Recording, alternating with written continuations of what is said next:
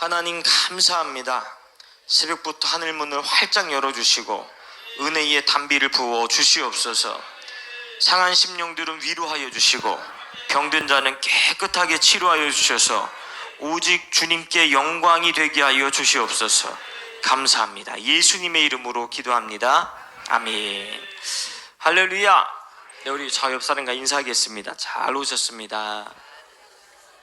네. 앞뒤로 오늘도 큰 은혜 받고 갑시다. 우리 옆 사람과 악수하면서 한 번 더 인사하겠습니다. 새벽에 기도하면 주님께서 일하십니다. 여러분, 주님이 일하심을 믿으십니까? 이게 성경에 약속이 되어 있기 때문에 하나님은 약속하신 바 그대로 실행해 주시는 분입니다. 주님이 신실하신 분이라고 말씀하시거든요. 신실하다는 뜻은 한 번 한 얘기는 반드시 거짓 없이 지키시는 분이다, 그 뜻입니다. 여러분, 신실하신 주님을 인격적으로 만나는 새벽이 되기를 바랍니다. 지난 시간까지 이 마태복음 1장을 이제 마무리를 했습니다. 오늘부터 이제 2장을 시작하고자 합니다. 2장에는 이제 예수님께서 실제 이 땅에 오심으로 말미암아 발생하게 될 여러 가지 사건에 대한 이야기를 다루고 있습니다. 더 구체적으로 좀 이야기를 하자면, 예수님께서 이 땅에 오셨다는 소식을 들은 여러 부류의 사람들이 나옵니다. 근데 그 부류의 사람들이 일으키는 마음의 태도가 각자가 다 다르다는 이야기예요. 헤롯 왕같이, 여러분, 먼저 본론을 말씀드리자면, 한 사람도 예수님 오신다는 소식에 헤롯 왕과 같은 마음의 태도가 한 사람도 없기를 바랍니다. 또한 대제사장과 서기관들처럼 예수님 오신다는 소식을 듣고 어디서 날 줄도 알면서 불구하고 예수님 오신다는 지역으로 가지를 않아요. 그러니까 실제 주님에 대해서 가르치고 주님에 대해서 백성들을 인도하는 대제사장과 서기관들이지만, 실제 그 메시아가 온다고 하는 약속의 말씀과 어디에 그 말씀이 예언이 되어 있는지 구약 성경을 가장 잘 알고 있음에도 불구하고 주님 오신다는 그 소식을 별로 기뻐하지 않습니다. 여러분, 우리가 예수님을 믿는 건 예수님을 통해 나의 어떠한 삶의 기득권을 형성하기 위하여 예수님을 필요로 하는 걸 복음이라고 하지 않습니다. 복음은 지옥 갈 나의 영혼을 예수님이 대신 그 지옥의 형벌로 들어가시고 우리를 영원한 천국으로 안내해 주신 그 복음의 사건, 말 그대로 이걸 기쁜 소식이라고 믿었기에 이제 나를 위해 사는 게 아니라 나를 위해 죽었다가 다시 사신 예수 그리스도를 위하여 나의 삶을 드리는 것, 이게 진짜 복음 만난 성도의 믿음이라는 것입니다. 여러분, 혹시 오늘이 헤롯과 대제사장들과 같은 마음의 반응이 있다면 오늘 다 회개하고 우리 진짜 이 동방박사들처럼 예수님을 간절히 사모해서 저 먼 타국에서부터 우리 주님 만나기 위해 목숨 건 여정을 걸어왔던 그런 동방박사들과 같은 간절한 심령이 우리의 심령 안에 심겨지기를 예수님의 이름으로 축복합니다.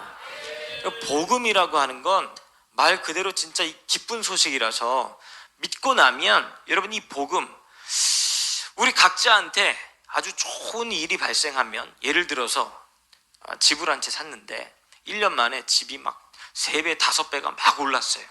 여러분, 그러면 행복합니까? 안 행복합니까? 솔직하게 얘기하셔도 괜찮습니다. 2억 주고 집을 하나 샀는데 1년 만에 10억이 됐대요. 여러분, 행복해요? 안 행복해요? 실제도 아닌데 생각만 해도 막 행복하시잖아요. 지금 봐보세요. 그러면 여러분, 그 기쁜 소식 옆 사람들에게 말을 하겠어요? 안 하겠어요? 하지 말라고 말을 해도 그 기쁨 감출 수가 있어요? 없어요? 없어요. 그냥 집에 가서 통장만 봐도 막 할렐루야 기쁨이 막 나오는 거예요. 왜? 그건 기쁜 소식이니까. 여러분, 복음이 정말 우리에게 기쁜 소식이 되었다면 이 기쁜 소식은 감출 수 있는 게 아닙니다. 그 누군가에게 찾아가서라도 만나는 사람마다 전하지 않으면 정말 이 소식이 나에게 기쁜 소식이 되었는지 한번 의심해 봐야 됩니다. 내가 받은 이 구원, 영원한 지옥 형벌로 떨어질 운명을 타고난 나의 죄인된 이 신분을 예수님 오셔서 본인이 그 죄인된 신분 다 가져가시고 우리에게 전혀 우리에게 있을 수 없는 의인이라고 하는 신분을 물려주신 그 복음의 복된 소식이 믿어졌다면 이건 말 그대로 우리에게 복음이에요. 복음. 말 그대로 정말 기쁜 소식입니다. 지옥 갈 사람이 영원한 천국을 누리게 되었으니까 말입니다. 여러분, 이 사실 믿어지면 전하지 않을 수가 없습니다. 제가 딱 예수님 믿고 났는데 와, 참 예수님 믿게 된 건 참 감사한데 우리 가정을 보니까 너무 마음이 아프더라고요. 왜냐하면 제가 이제 그렇게 뭐 중산층도 아닙니다. 중산층도 아니고 좀 못 사는 가정의 환경 속에 태어났습니다. 그때는 그게 잘 사는 건지 못 사는 건지 그런 개념도 없을 때예요. 다 커서 생각을 해보니까 아, 우리 집이 그렇게 잘 사는 가정은 아니었구나 라는 생각을 이제 하게 됐어요. 저는 장위동에 태어나서 지금까지 장위동에 있습니다. 벗어난 적이 없어요. 여기 돌고 지역 앞에 조정신 산부인과라고 있었거든요. 저희 어머니가 저를 거기서 제가 4.3kg에 태어났다고 합니다. 엄청 고생을 많이 하셨대요. 우량아로 태어나가지고 어머니가 엄청 고생을 하셨다고 이야기를 하더라고요. 그런데 여기 그 석관동 지역에 제 기억, 가장 어릴 때 생각이 나는 기억은 어머니 그리고 아버지, 여동생 그리고 저희 네 식구가 사는데 단칸방에 살았어요. 거의 정사각형 사이즈의 단칸방에 사는데 화장실이 집안에 있지 않았습니다. 화장실이 주인집 마당을 건너가야지 화장실 쓸 수가 있었어요. 가만히 생각해 보니까 어머니 아버지가 그 당시에 그러면 샤워하거나 씻는 것 자체가 굉장히 어려우셨겠구나라는 생각이 막 들더라고요. 또 여름이 되면 창문이 딱 하나가 있는데 창문을 열면 바로 앞에 하수구가 큰 게 있었어요. 그러니까 이 문을 열면 그 지독한 하수구 냄새가 올라와서 푹푹 찌는 여름 날씨에도 창문을 열어놓을 수가 없었습니다. 그리고 가끔 또 그 조그만한 방에서 막 쥐새끼가 튀어나와서 어머니가 막 놀래시기도 하고, 그러니까 그런 가정에서 이제 태어났어요. 그러다가 할아버지가 돌아가신 줄 알고 이제 아버지와 생이별을 하셨다고 하더라고요. 그다음에 할머니는 아버지가 태어날 때 돌아가셔서 얼굴도 보지 못하셨던 것 같아요. 그러다가 할아버지 막 제사를 지내고 있다가 할아버지를 찾았다는 소식을 듣고 제가 초등학생 때 친할아버지를 만나게 됐습니다. 근데 이 친할아버지가 모시고 살았는데 추운 겨울 빙판길에 넘어지셔가지고 허리를 다치셨어요. 그래서 다치신 이후부터는 걸어 다니시지를 못했습니다. 그러니까 집에 이 의료용 침실을 사서 집에다가 할아버지를 모셨어요. 그리고 나서 집에 뭐 요양보호사가 오는 게 아니니까 어머니께서 할아버지의 대소변을 다 받아냈습니다. 그게 20년 전이거든요. 생각을 해보니까 어머니 나이가 30대 중후반쯤 됐을 것 같아요. 여러분, 그러니까 제 나이에 시아버지의 대소변을 다 받아내고 그리고 냄새가 나면 할아버지를 거의 없다시피 해서 화장실로 모시고 가서 온몸을 다 씻겨내시는 거예요. 야, 제가 지금 생각을 해보니까 정말 어머니가 고생을 많이 하셨더라고요.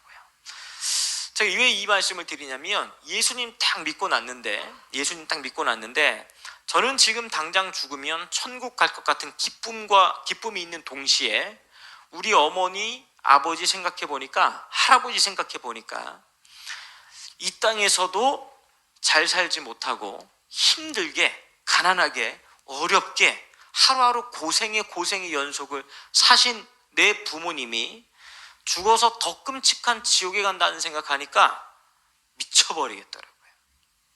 복음이 믿어지니까 해결되지 않는 이 가족 구원의 문제가 제 영혼에 불을 지피더라고요. 여러분, 그러니 예수 안 믿는 부모 보고 마음이 평안할 수 있겠습니까? 평안하지 않아요. 새벽마다 교복 입고 교회 왔어요. 이 강단에서 울며 기도하는 거예요. 아직도 그 기도의 내용들을 잊지를 못합니다. 하나님, 할아버지, 아버지, 어머니, 여동생 예수 믿고 천국 갈 수 있도록 불쌍히 여겨주시고 구원하여 주시옵소서. 이 짧은 기도를 밤새도록 방언하고 말로 기도하고 방언하고 말로 기도하고 새벽 내내 기도하는데 할아버지, 아버지, 어머니, 여동생만 나면 눈에서 눈물이 와락 쏟아져 버려요. 매일 기도하는데 매일 그 눈물이 쏟아져 버려요. 또 하나, 제가 그 당시에 막 은혜 받으면서 불렀던 찬송이 있었는데 하늘나라 영광나라라는 찬송이었습니다. 김석균 목사님이 지으신, 근데 그 가사가 정말 마음이 아파요. 우리 복음 기다리다 듣지 못한 부모 형제, 하늘나라 영광나라 바라보고 운답니다. 이런 가사예요. 우리 복음 기다리다 듣지 못한 부모 형제, 하늘나라 영광나라 쳐다보고 운답니다. 이 찬송만 부르면 얼마나 눈물이 나는지. 찬송 부르면 저는 주님 손에 붙들려서 하늘나라 가고 있는데 밑에서 우리 부모님이 영원아 어디가? 라고 소리치는 것 같은 거예요. 밤에 잠이 안 오고 새벽이 오면 가슴을 치고 쓸어내리는 가슴 부여잡고 그 16살 학생이 밤마다 눈물로 기도를 했습니다. 여러분, 복음이 우리 삶의 실제가 되면 영혼에 대한 갈망이 이 속에 일어나지 않을 수 없는 거예요. 영혼에 대한 갈망이. 여러분, 아직 주변에 예수 믿지 않는 분들이 많이 계시지요? 저도 주변에 많이 있습니다. 그렇게 눈물로 기도하니까요, 5년 만에 어머님이 시장에서 장 보시다가 전도를 받으셨어요. 전도. 그것도 사랑제일교회 성동님의 집사님의 전도를 받으셨어요. 여러분, 사랑제일교회 성도님이 전도를 약하게 합니까? 강하게 합니까? 거의 뭐 협박처럼 전도를 하셔가지고 어머님이 그날로 교회 나오셨는데 지금까지 안 빠지고 열심히 교회를 다니시는 권사님이 되셨어요. 권사님이. 아버지는 또 그로부터 5년이 지나가지고 이제 또 큰 사건이 하나 있었습니다. 그래서 어머니가 당신은 말이야 아들이 전도사인데 아빠가 돼가지고 교회도 안 나가고 전도사님 체면이 쓰겠어? 막 이제 또 협박으로 전도를 하신 거예요. 그래서 아버지가 교회 왔는데 목사님 말씀 듣다 보니까 아들 체면이 중요한 게 아니라 진짜 하나님이 살아계신 게 믿어지신 거예요. 신문 읽던 거 끊고 아침에 자고 일어나면 머리맡에 성경 올려놓고 일어나면 성경 읽고 그리고 출근을 하시는 거예요. 여러분, 눈물로써 씨를 뿌리면 기쁨으로 단을 거두게 될 줄로 믿습니다. 눈물 흘리며 기도하고 간절히 이 복음 전하면 하나님께서 반드시 일하십니다.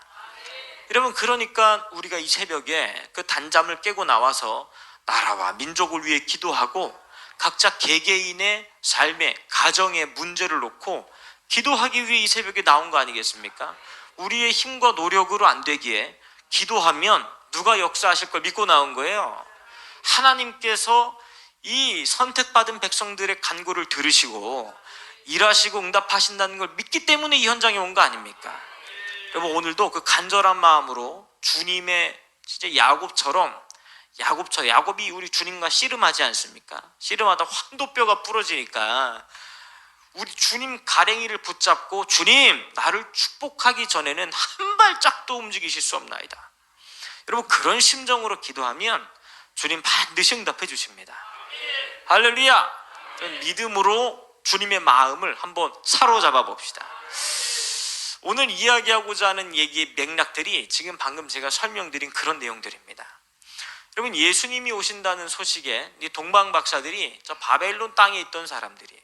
그리고 바벨론에서 유대인들이 자기 고국으로 복귀할 때 1차, 2차, 3차 귀환할 수 있는 기회가 있었습니다. 근데 그때 이미 바벨론에 정착한 사람들 혹은 바벨론 여인들과 결혼을 해서 바벨론에 이제 모든 가정이 다 꾸려진 사람들, 그 사람들은 이스라엘로 돌아오지 않았어요. 그냥 바벨론에 자리를 잡고 살았습니다. 그런데 선조로부터 물려받은 이야기, 그리고 모세의 율법을 통해 끊임없이 내려왔던 그 구전의 이야기, 어느 때가 되면 이스라엘을 구원할 메시아가 올 것이다. 그러면서 하늘의 별자리를 연구하는데 아주 특이한 별자리 하나가 하늘에서 우주쇼가 펼쳐집니다. 그 별자리를 보더니 우리 조상들이 이야기하던 메시아가 태어날 때가 됐나 보다. 이 땅에 오시는 그 순간이 왔나 보다. 야, 우리의 조상들이 그 당시에는 이스라엘을 못 갔지만 우리는 한번 꼭 가서 이 땅에 오실 그 메시아를 한번 찾아뵙고 오자 하고 목숨 건 여정을 떠납니다. 여러분, 지금이야 다른 나라 갈 때 비행기 타고 가면 그만이지만 그 당시에 그 사막지대를 수개월 동안 거쳐서 걸어온다라고 하는 건 목숨 건 여정입니다. 목숨 건 여정. 도적대를 만나기도 하고 아침 저녁의 일교차가 거의 50도 이상입니다.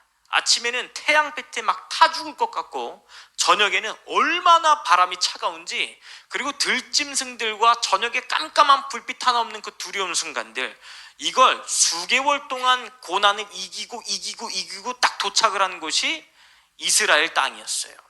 그런데 이 동방 박사들이 이스라엘 땅에 딱 들어오자마자 예루살렘이 소동한지라 성경에 이렇게 기록되어 있습니다. 왜 그러냐면 우리가 주일학교 배울 때 여러분, 동방 박사가 보통 몇 명이라고 배워요? 3명 왔다 그래요. 3명. 그 근거가 뭐냐면 예수님 만났을 때 선물을 몇 개 드려가지고 3개 드려가지고 3명이 왔다고 이제 잘못 가르친 거죠. 신학자들이 말하기 한 100여 명쯤 왔을 것이다 라고 이야기를 해요. 동방 박사들을 호위할 수 있는 호위무사부터 식량을 실어야 될 나귀 떼부터, 그러니까 한 군대, 이 부대가 움직였을 거다라고 추측하는 게 신학자들의 견해입니다. 그러니 웬 타지 사람이 아주 특이한 옷을 입고 수많은 사람들이 막 걸어 들어오니까 예루살렘이 소동하게 된 거예요.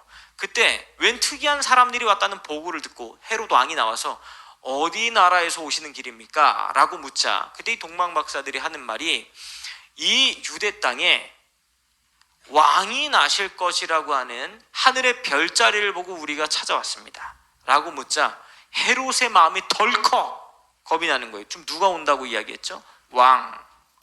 자신이 왕인데 유대 땅에 왕이 하나 더 온다고 하는 거예요. 누군가 태어날 텐데 그가 조금 있으면 왕으로 유대 땅을 다스릴 자가 난다라고 하니까 헤롯이 자기의 왕좌의 자리를 빼앗길까 봐 덜컥 두려워지기 시작을 합니다. 신속하게 대제사장과 서기관들을 빨리 불러와서 유대의 왕이 나신다고 하는데 이 동방 박사들이 어디서 태어나겠느냐? 라고 물으니까 정확하게 구약 성경 미가서를 펼쳐주면서 이 땅에 하나님이 보내신 메시아가 탄생할 것인데 유대 땅 베들레헴에서 태어난다고 기록이 되어 있습니다 라고 아주 친절히 가르쳐줘요.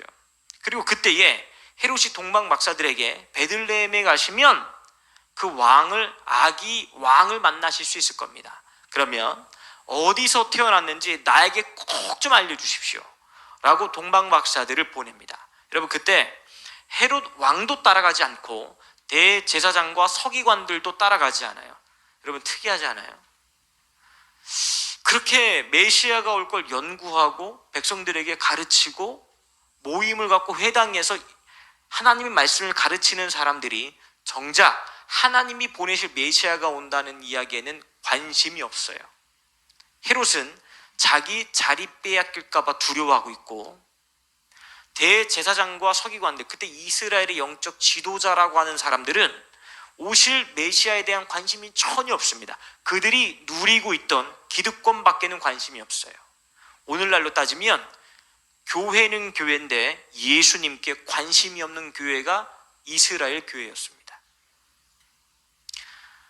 하나님 말씀을 매번 가르치는데 예수님은 아무런 관심도 없고 예수님에 대한 생각도 없고 그냥 이 말씀 가르치면서 11조 낸 거 그걸로 자신들의 기득권을 유지하고 종교적 자신들의 필요로 하는 것들을 채우기 위한 종교가 자신들의 먹거리 하나의 수단 그 이상 이하도 아닌 그런 형태의 죽은 교회가 이스라엘 교회였습니다.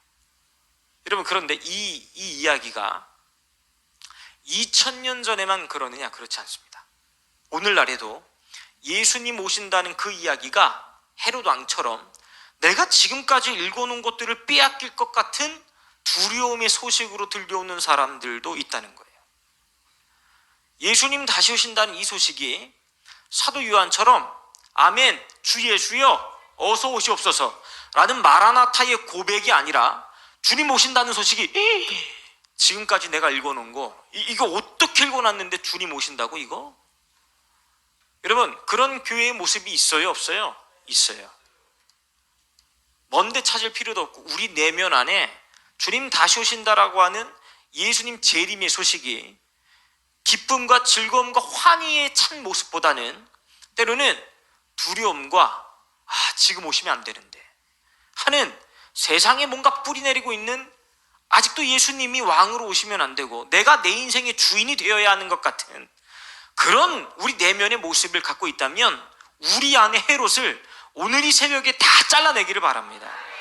주님 다시 오신다는 소식이 헤롯처럼 들려서는 안 되지 않습니까? 적어도 예수 피값 주고 구원을 얻은 하나님의 백성이라면 말입니다. 교회 안에서도 주님 다시 오신다는 이 약속이 두려운 사람들이 있다는 거예요. 두 번째, 대제사장들과 서기관처럼 그냥 종교의 형식과 틀에는 바싹한데 예수 그리스도의 다시 오실 이 복음이 전혀 관심이 없어요. 버젓이 말씀을 전하고 있고 말씀을 가르치고 있고 수많은 이들에게 하나님이 어떤 분인지 이야기하고 있지만 정작 그 영적인 지도자들이 주님 다시 오심에 관심이 없어요. 누가복음에 이런 비유가 나옵니다. 이러한 종들은 주인이 다시 올 때 복이 있다. 주인이 먼 나라에 갔다가 아주 새벽 미명에 찾아올 때 언제 오실지도 모르는데 문 밖에서 하루 종일 주인이 오실 때까지 서 있는 종이 있대요. 새벽 3시, 4시가 됐는데도 피곤하지만 주인이 온다고 약속했기에 올 걸 믿고 밤새도록 그 문 앞에 서 있는 거예요. 주인 오실 때까지. 그러한 종은 복이 있다고 말씀하세요. 두 번째, 때를 따라 그 때에 맞는 양식을 나눠주는 종들이 보이면 주인이 그 종을 축복하겠대요. 무슨 말이냐면 여러분 지금 이 시대에 전해야 될 복음이 있습니다. 이 시대에 하나님이 하나님 백성들에게 전하고자 하는 메시지, 양식이 있다는 거예요. 여러분 지금 이 시대는 목사님들 늘 말씀하시잖아요. 주님 다시 오셔도 전혀 이상하지 않을 말세 중에 말세치 말에 지금 와 있다고. 그래서 목사님께서 우리 주님 다시 오실 길을 예비하기 위한 그 첫 번째가 뭐냐면 대한민국이 저 북한에다가 복음의 빛을 집어넣어서 예수한국 복음 통일이 이루어지고 나면 여러분 육로로 저 예루살렘까지 들어갈 수 있는 길이 열리게 되거든요. 그러니까 주님 오실 길을 예비하는 그 첫 번째 사역의 단추가 뭐냐면 따라서 하겠습니다. 예수한국 복음 통일. 주님 오실 길을 예비하자는 외침입니다. 이게 외침. 할렐루야. 그런데 주님 오실 길을 예비하자는 예수한국 복음 통일의 메시지 말고 아직도 여러분 참 아직도 어떻게 하면 잘 먹고 잘 살 수 있을지, 어떻게 하면 이 땅에서의 문제로부터 좀 자유로워질 수 있을지 예수님 관심이 별로 없어요. 예전에 한국교회의 청년사역에 가장 유명하다는 어떤 목사님 설교 들으면 예수님 예자 얘기가 한 번도 나오지 않아요. 근데 가장 목회자들과 청년들 사이에 설교 잘한다고 소문난 사역자분이에요. 여러분 그것이 오늘날 우리의 영적인 수준이 아닌가 생각을 합니다. 주님 오실 때 대제사장과 서기관, 그 국가 지도자들은 아무 관심이 없었습니다. 누가 관심이 있었냐면 저 타지에 있던 동방박사들, 그리고 양치는 목자들, 이런 가난하고 헐벗고 못 사는 사람들, 복음 아니면 하루하루 살아갈 수 없는 그런 사람들, 그런 사람들은 주님 오시는 것만이 유일한 소망이었어요. 그러니까 헤롯도 그렇고 대제사장과 서기관도 그렇고 그들에겐 예수님 오신다는 소식이 두려움이요 내 기득권을 빼앗을 만한 불편한 소식이었는데 동방박사들은 목숨 건 기나긴 여정을 통해서라도 반드시 만나봐야 될 아기 예수님의 탄생이었습니다. 여러분, 그 심정이 얼마나 간절했을까요? 그리고 또 그 별의 인도함을 보면서 우리가 2장 10절을 한번 읽어보겠습니다. 2장 10절 이렇게 나와 있습니다. 읽겠습니다. 시작. 저희가 별을 보고 가장 크게 기뻐하고 기뻐하더라. 아멘. 이 별이 예수님 있는 곳으로 안내를 하는 걸 보면서 그 별의 인도하심 보고 이 동방박사들이 먼 타지부터 왔는데 그 별의 인도를 볼 때마다 이 속에서 기쁨이 올라오더라는 거예요. 기쁨이.